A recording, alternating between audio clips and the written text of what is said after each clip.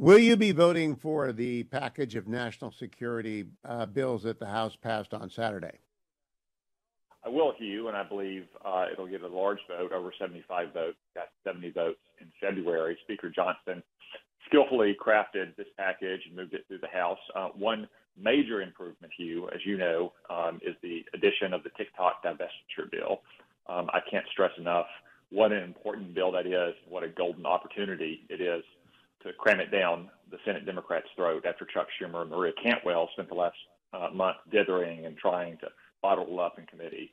So once we pass this bill and it's signed into law, then TikTok's parent company, ByteDance, will have 9 months to sell TikTok to an American or friendly nation's ownership group, or it will be removed from app stores in America. And I think, Hugh, if the Chinese Communist Party does not allow ByteDance to sell TikTok to an American company, it just strengthens the need and tells you all you need to know about why TikTok is dangerous to this country.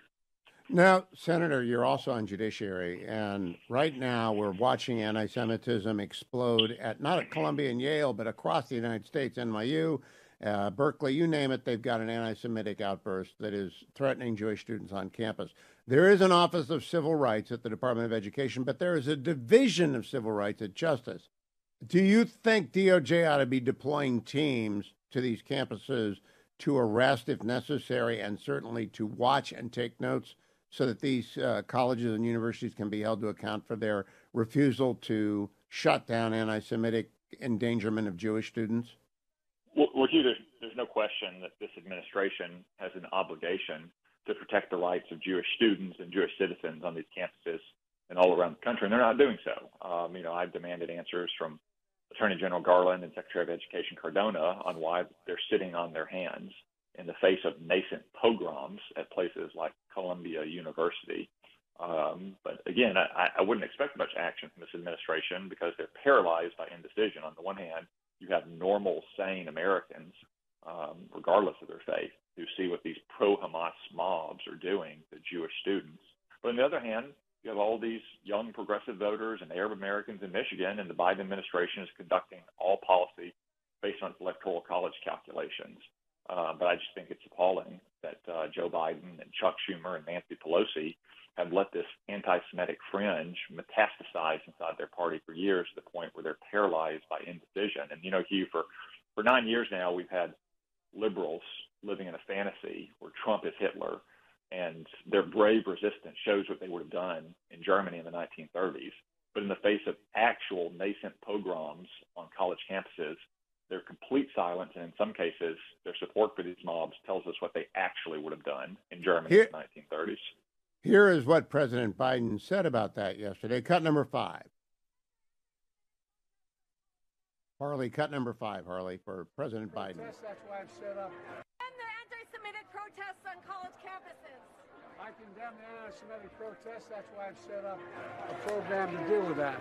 I also condemn those who don't understand what's going on with the Palestinians. And they're so, Senator Cotton, is that good people on both sides equivalency here? Yeah, Hugh, of course, there's no equivalence whatsoever between mobs that are harassing Jewish students, not letting them enter their dorms or college campuses, threatening them with physical violence. And on the other hand, people that support Israel and understand that all Palestinian suffering and civilian casualties in Gaza are the result of Hamas imposing that suffering on their own people, trying to have civilian casualties. And you're right that what Joe Biden said there, again, is trying to walk this line that he's created for his own electoral considerations when he himself said that he got into the race, Hugh, in 2020 because he said that Donald Trump supported both sides between neo-Nazis or white supremacists and protesters at Charlottesville. And that was always a media concocted lie. Of course, what Trump was talking about was both sides of the debate about a statue in Charlottesville. But he can't draw a strong distinction between anti-Semitic mobs on the one hand and people who understand their civilian casualties in Gaza, but that those civilian casualties are the responsibility of Hamas, not Israel. Last question, Senator. If the State Department sanctions units of the Israeli Defense Forces, what will your reaction be? Well, totally inappropriate to do that to an element of a friendly nation, especially a nation like Israel, whose military always goes above and beyond the demands of laws of war.